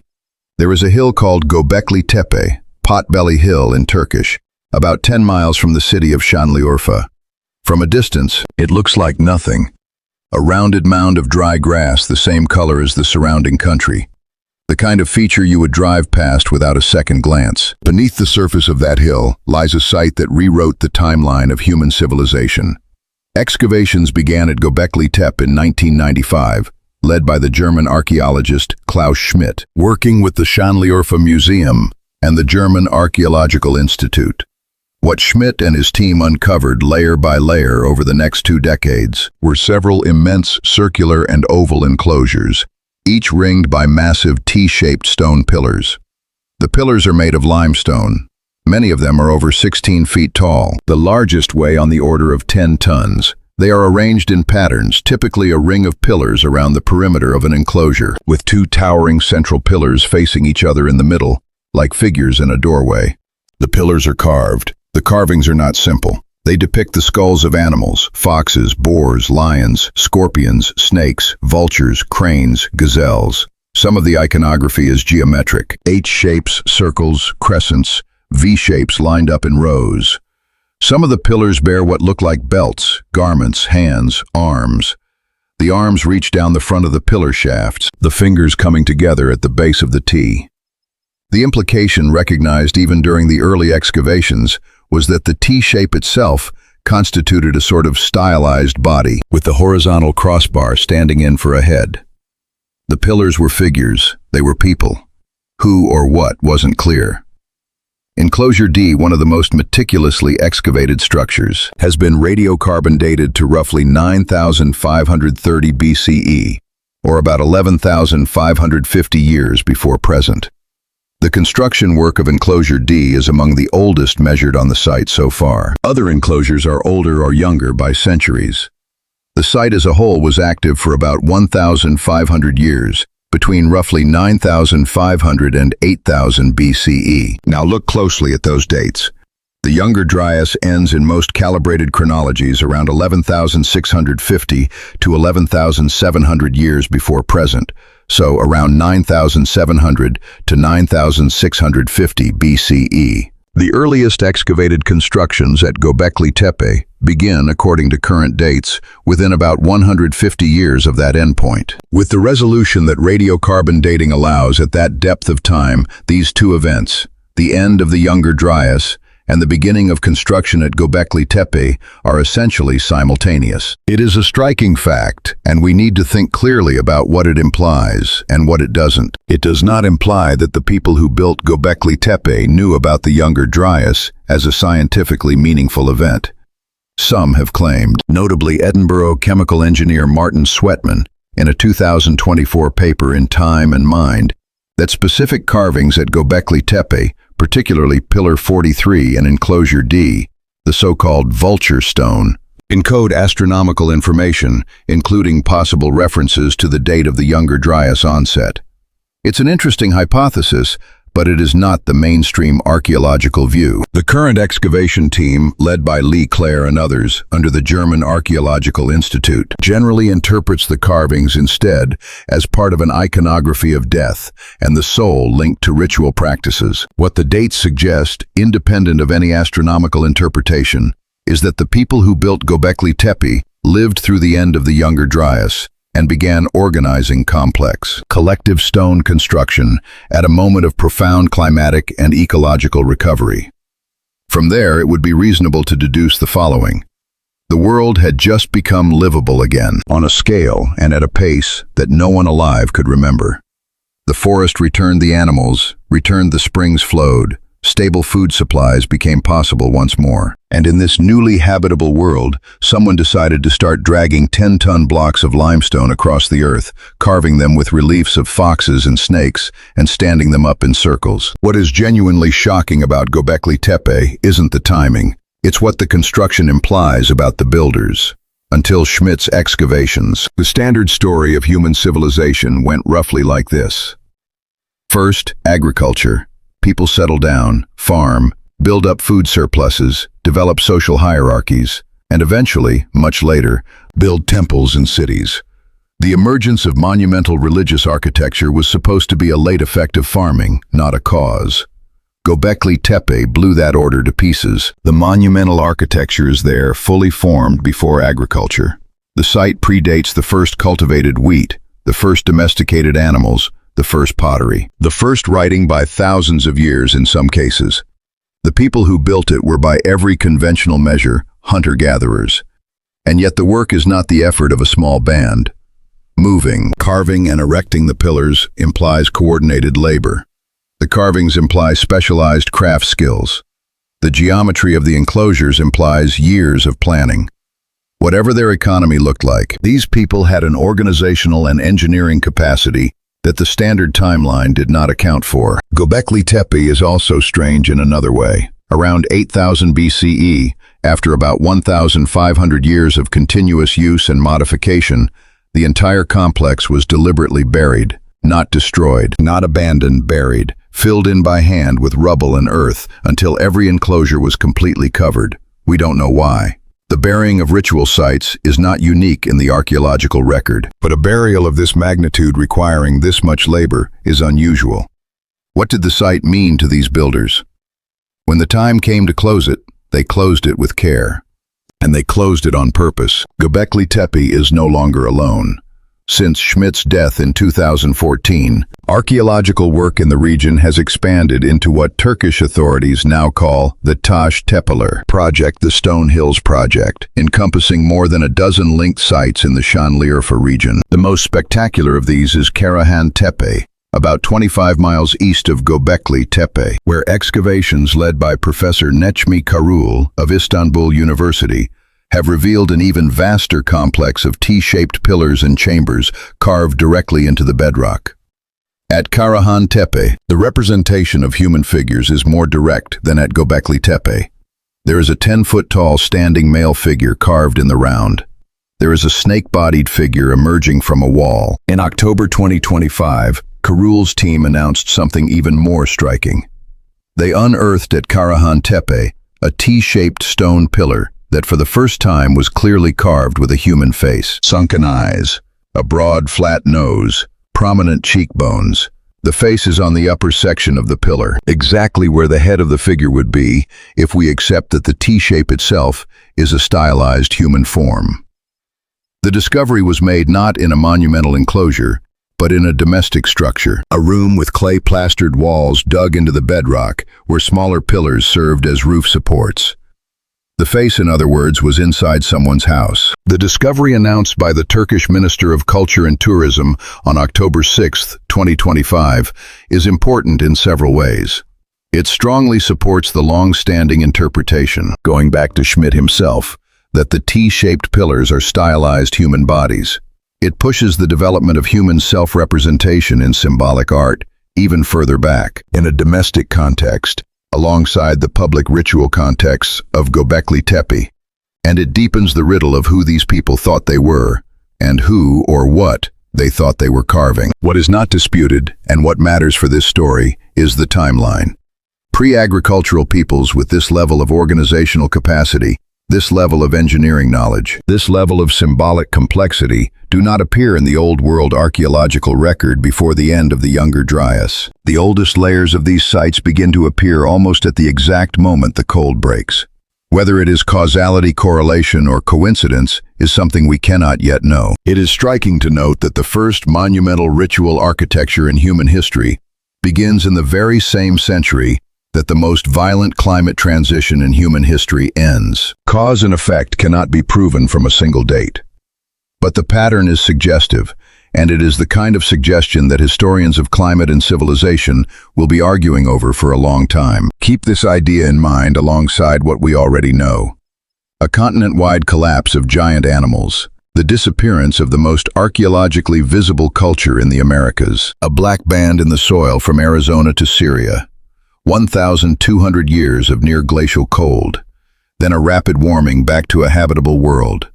And as soon as that warming is complete, somewhere on the arid hills above the headwaters of the Tigris and Euphrates, a community of people we would call hunter-gatherers raise the first 10-ton stone megaliths in human history and begin to build. If the Younger Dryas was an ending, the rebound that followed it was a beginning. And that beginning produced the first self-portraits humans ever carved into stone. There is a question hovering over everything we have said so far, and it is hard to face directly because the answer is so unsatisfying. The question is, what do we actually know about the world that existed at the end of the Ice Age? And the answer is, we only know a fraction of it, and the fraction we have lost is enormous. At the peak of the last ice age, 20,000 years ago, global sea levels were about 400 feet lower than they are today. By 12,800 years ago, when the Dryas began, the level had risen, but not to the modern mark. The sea level then was still tens of feet lower than it is today. Vast areas of the continental shelf all over the world were dry land. Take Southeast Asia. Sundaland, the vast, shallow continental shelf that connects modern Indonesia, Malaysia, Thailand, and Vietnam, was an exposed landmass, roughly the size of Europe during the last ice age.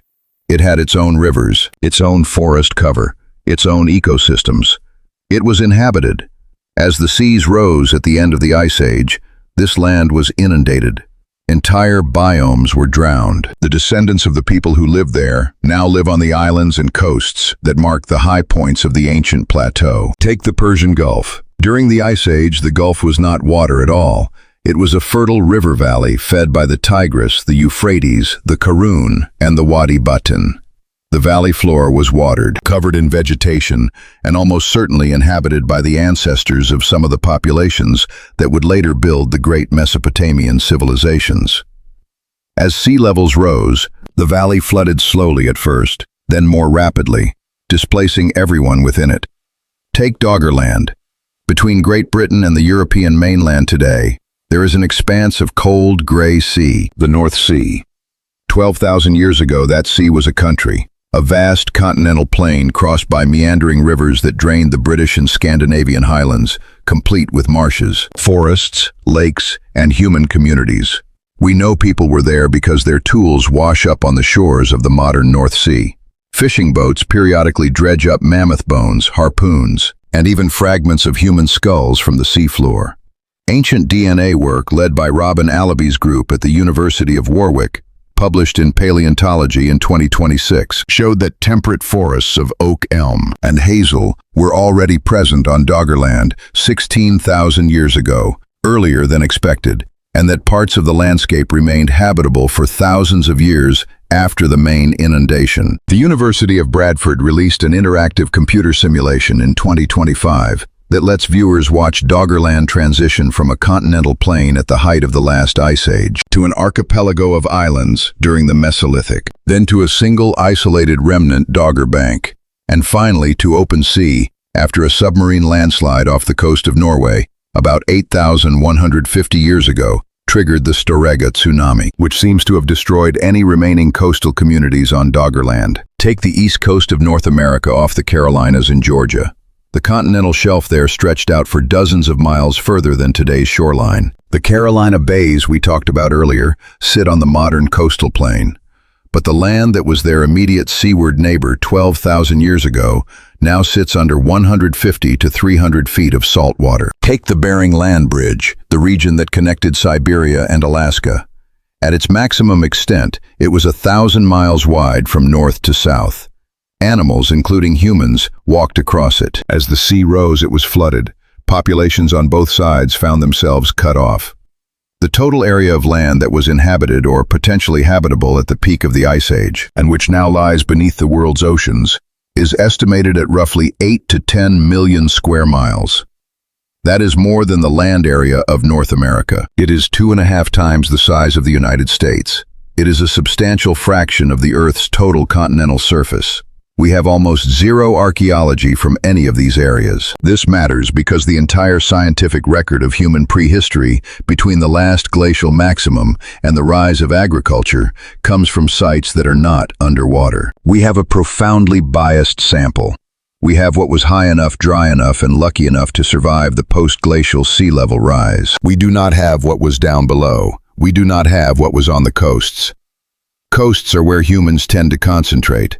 Coasts offer fish, shellfish, and easy routes for travel and trade. Most modern human cities, in fact, are coastal. There is every reason to believe that the coastlines of the late Pleistocene all over the world were also the most heavily populated, active parts of the human world. And almost everything they left behind is gone, drowned, scattered, or buried under a layer of marine sediment that we cannot easily scan. This isn't a fringe claim, it is simply sea-level science. It is also why bold claims about lost civilizations must be approached with caution, and why it would be equally unwise to completely dismiss the possibility that we are missing massive chapters of the human story.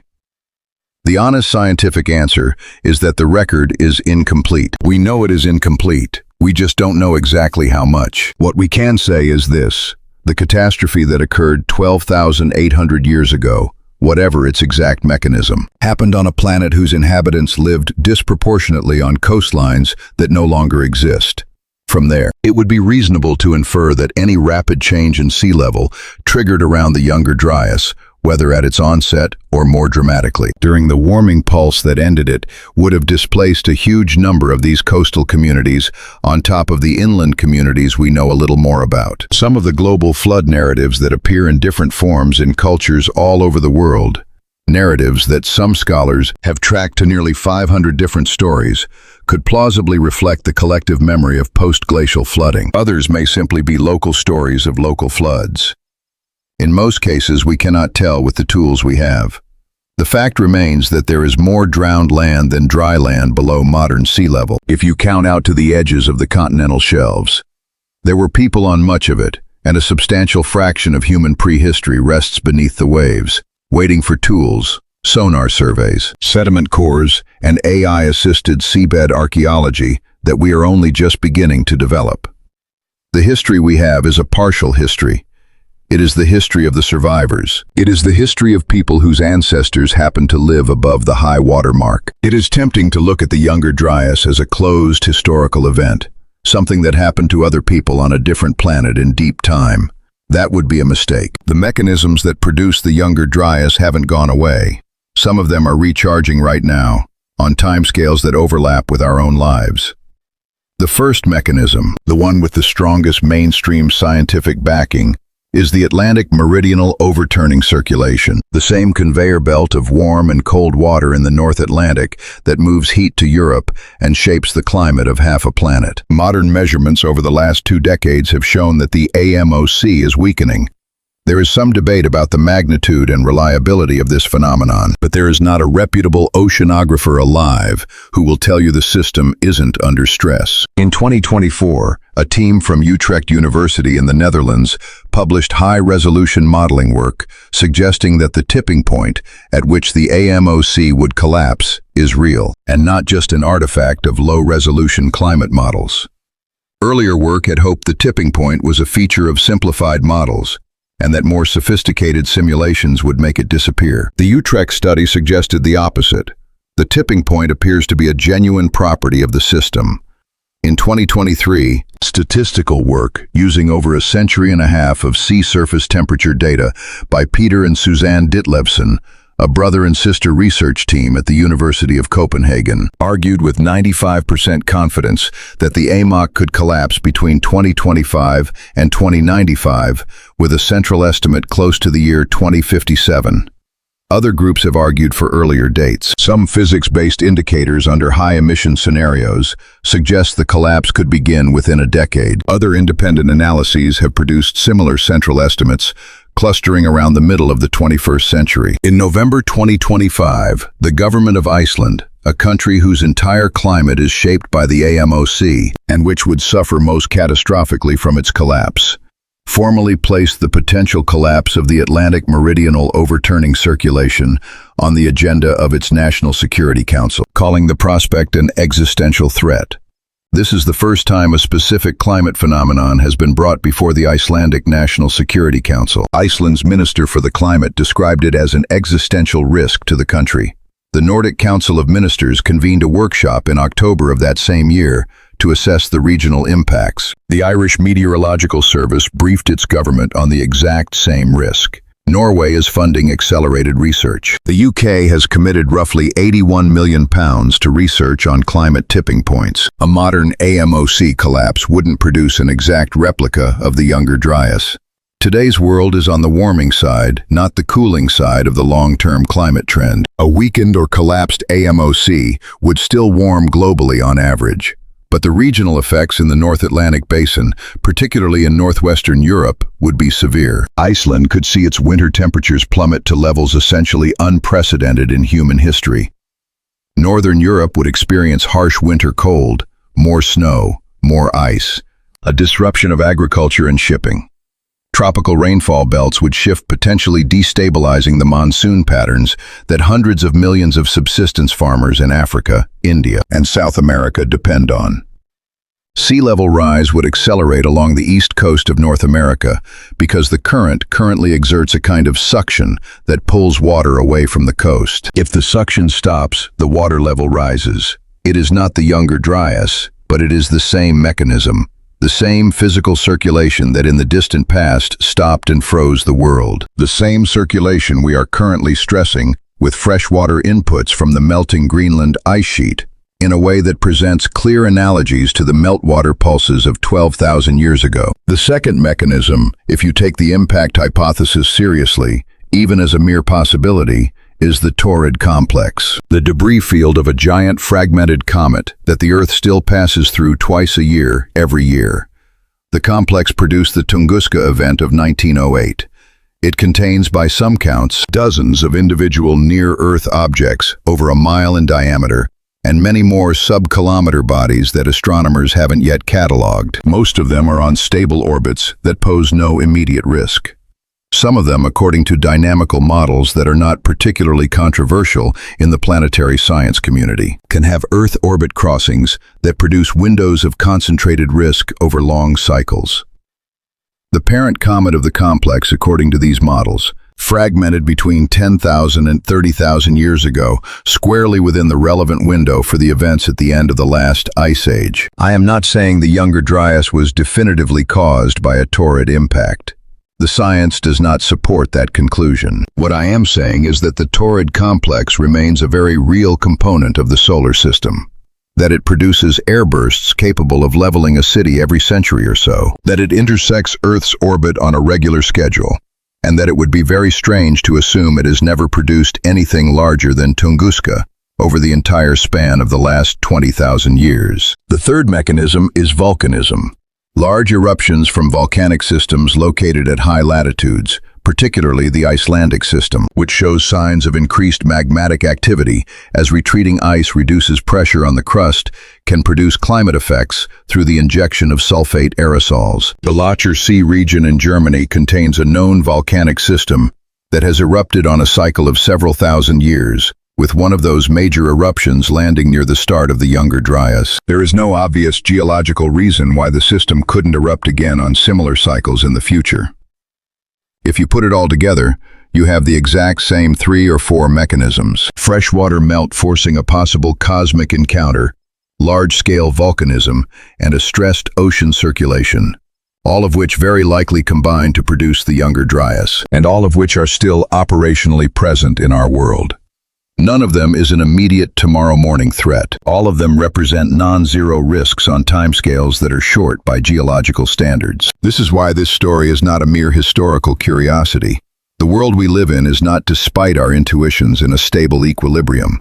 It exists in a particular configuration, the result of a specific set of conditions, and those conditions can change. The Younger Dryas teaches us that the climate system can flip suddenly, on timescales that are short compared to a human life. It teaches us that megafauna, when subjected simultaneously to climate pressure and human pressure, can vanish from a continent in a geological blink. It teaches us that even the partial collapse of one of the system's carrier currents can plunge entire regions into a different world. We do not know what stopped the world 12,800 years ago. 18 years of rigorous polemical scientific debate have narrowed the field of possibilities, but have not closed it. 2 papers were retracted earlier this year that had been hailed as decisive. New studies on volcanism are reframing what we thought we knew about the platinum spike. The Carolina Bays remain unexplained at the level of their basic geometry. The black mat is still there in the ground, dividing one world from another. Göbekli Tepe still stands right at the moment the cold finally broke. And the people who built it still owe us an answer to the question of why they buried it all 8,000 years before our era. What we do know is that all the conditions that produce that event are still in place. The ice, the currents the orbit through, the debris field, the volcanic systems. None of it is stable forever. None of it has been turned off. There is another thread in this story that requires careful handling because it is the one most often abused, and the one most easily dismissed when it shouldn't be. In hundreds of cultures on every inhabited continent, the Sumerian epic of Gilgamesh, the Hebrew Bible, the Greek myth of Deucalion, the Hindu story of Manu, the Aztec and Maya accounts, the Chinese story of Great Yu, the Australian Aboriginal Dreamtime stories, the tales of the Ojibwe and the Cree in North America, the Maori traditions of New Zealand, and hundreds more. There are flood myths, stories of a great inundation, often global in scope, often killing most of humanity, often with a small number of survivors carrying the memory forward. The number of these narratives, when scholars have painstakingly catalogued them, runs into the hundreds. Some compilations approach 500 distinct stories in cultures that in many cases had no documented contact with one another before the modern era. It is tempting at first glance to either overstate or outright dismiss this fact. The overstating version says, hundreds of cultures share the memory of a global flood. Therefore, there must have been a literal global flood. Therefore, the events at the end of the last ice age, possibly including impact-driven mega-tsunamis, climate-linked sea level rises, the flooding of the Black Sea and meltwater pulses, must be the literal source of these stories. This argument is ubiquitous in popular speculation, and it goes too far in important ways. Most of these stories cannot be neatly tied back to a single event. Many of them appear after careful linguistic and archaeological analysis to have local origins. Specific river floods, specific tsunamis, regional sea level events. Cultures that live in flood-prone areas naturally produce flood stories. The existence of the story does not prove a single global cause. The dismissive version says every culture eventually invents a flood myth because flooding is a universal human experience and people invent stories about what they know. The proliferation of flood myths is just folklore, and to read the slightest historical event into them is naive. The truth, as usual, lies somewhere between these positions and requires patience. What serious modern folklore scholarship and oral history research have actually found is more interesting than either extreme. There are documented cases. The Klamath people of Oregon describing the eruption of Mount Mazama, which formed Crater Lake, in stories that match the geology of an eruption that occurred roughly 7,700 years ago. There are Australian Aboriginal accounts that seem to describe coastal flooding, matching sea level rises across the late Pleistocene. Some researchers have argued that stories of the glacial Lake Missoula floods might be preserved in the oral traditions of the Salishan peoples of the Pacific Northwest, though this link remains contested. The work of Patrick Nunn at the University of the Sunshine Coast has documented multiple cases where geographically specific oral traditions appear to encode sea level changes since the end of the last ice age with reasonable consistency. Oral tradition can preserve real geological events, not always, not with certainty, not in perfect detail, but sometimes.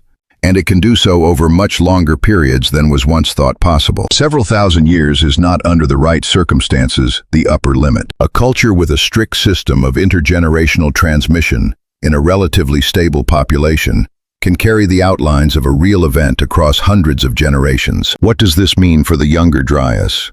Based on what we know from both the physical record and the way oral tradition behaves, it would be reasonable to suspect that some of the global flood narratives, almost certainly not all of them, but plausibly a large number, carry the imprint of post-glacial sea level rise, regional megafloods, or impact-related water events dating to the period we have been discussing. This would suggest that when stories from cultures that have had no contact with one another report ancient floods of catastrophic magnitude, the pattern is at least worth listening to, even if no individual story can be taken at face value as a literal historical account. It also means great caution is required. The temptation to take a striking flood narrative and graft it onto a striking geological event is very strong, and it produces bad scholarship. The Younger Dryas, in particular, has attracted exactly this kind of overreach, with confident claims about lost civilizations and precise dating of mythological events that the underlying evidence simply cannot support. The honest position is that the cultural archive contains real signals and real noise, that separating them is difficult, and that we are only just beginning to develop the tools that might let us do it properly. What we can say is this: people lived through the end of the Dryas. They saw the cold dissipate. They saw the forests return. They saw the sea levels continue to climb for thousands of years afterward, drowning the lands their ancestors had walked on. They saw entire regions become uninhabitable and others become abundant. The transition was generational. Children grew up in worlds visibly different from those of their grandparents. It would be very strange if these people did not tell stories about it. It would be very strange if some of those stories had not survived in fragmentary form, transmuted across thousands of years and tens of thousands of retellings into the flood myths we still possess. We cannot in most cases prove which stories preserve which events, but the broader claim that the deepest layers of human narrative carry genuine fragments of the distant past has earned its place in modern scholarship. It is no longer fringe. It is a working hypothesis treated seriously with active research programs in multiple countries. If you are looking for a moral to this, it is something like this. The geological and climatological records are one source of evidence concerning the Dryas. The archaeological record is another. The cultural archive, folklore, oral tradition, the long memory of human storytelling is a third, and it is the most fragile of the three, the most easily contaminated, but also the most directly human. We should treat it the way we treat any difficult source, with patience, with skepticism, without dismissing it. The world that ended 12,800 years ago left behind black layers in the earth, frozen ripple marks in volcanic basalt, 500,000 elliptical lakes, and quite possibly in altered form, an unknown number of stories that are still being told. Let's return finally to the Siberian mammoth. The buttercups in its mouth, the grasses still wedged between its teeth, the undigested sedges in its stomach. This mammoth is older than the event of this story, but it is also, in a sense, its ambassador. This is what the world looks like when something stops a living creature in mid-action. This is what survives against all odds, when the conditions for preservation align with a brutal end. It is the silent, accidental witness to a kind of catastrophe that doesn't need to be exotic to be total. 12,800 years ago, something, and we still don't fully know what, drew a line across the planet. Above the line, the mammoths died, the Clovis vanished, the warming stopped, and the cold returned for 1,000 years. Below the line is the world we will never quite get back. We have 18 years of fierce scientific debate. We have peer-reviewed papers in major journals on all sides. We have retractions in 2026 and rebuttals in 2024, and original papers in PNAS in 2007, and Penrose medals in 1979. We have black mats from Arizona to Syria, 500,000 elliptical lakes pointing back to the Great Lakes megaflood scars in the Pacific Northwest. Oxygen isotope ratios in Greenland ice that drop like a guillotine. Sediment cores from the bottom of Lake Sujetsu, giving us an annual count. T-shaped pillars carved with human faces in the arid hills of southeastern Anatolia, and a continent of large mammals that are no longer with us. We have, in short, all the evidence we are likely to get for a while, and it is not enough. That is an idea worth pausing on in itself. We are used in our time to the idea that science answers questions, and in many situations it does. But the most interesting questions sometimes resist answers for decades.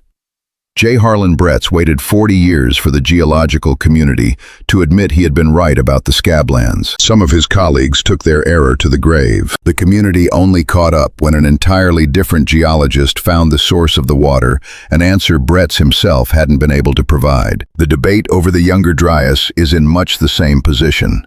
The right answer might already be staring us in the face, or it might be hiding in evidence we haven't collected yet. It could be a single mechanism we have already named, or a combination of mechanisms acting at the exact same moment, in a way no individual paper has clearly captured. We don't have the answer yet. We will in time. The builders of Göbekli Tepe knew that something fundamental had ended. They lived through the rebound. They began to carve stone almost as if to mark what came next. And then, after 1,000 years of using the place, they buried it. They covered it with rubble. They closed the door on whatever that place had meant to them, and they did it deliberately. We don't know why. We may never know why. The act of the burial is undeniable. There is an aspect of human behavior in that act that should feel familiar to us. When something is too important to be forgotten and too dangerous to be left out in the open, you cover it carefully. You don't destroy it. You don't let it weather away. You bury it the same way you would bury a thing you intend to return to. The Younger Dryas left the world as a kind of buried thing. The black mat, the 500,000 bays, the flooded coastlines, the empty continents, the mammoth in the mud. They are the rubble that the climate and the planet pulled over the previous world. In our time, we have begun to uncover them again. Slowly, layer by layer, site by site, paper by paper. We are not finished. We are still digging.